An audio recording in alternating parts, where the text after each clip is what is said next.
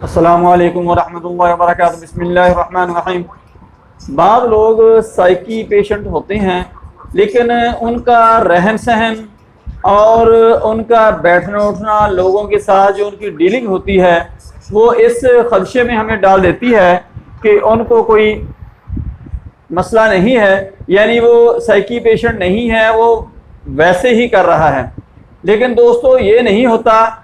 वो वाक़तन ही psyche patient होता है, लेकिन साइकी पेशेंट की भी कुछ किस्में होती हैं कि बाद लोग तो बिल्कुल ही बेकार हो जाते हैं, ना उनको नहाने का पता होता है, ना उनको कपड़े पहनने का पता होता है। लेकिन बाद लोग पहनने में, नहाने में, खाने में, लोगों के साथ डील करने में बहुत अच्छे होते हैं, लेकिन साइकी पेशेंट होते हैं। उनको चाहिए कि उनका साइकी डॉक्टर के पास सेशन करवाएं, 2-3 सेशन में वो ठीक हो सकते हैं। अल्लाह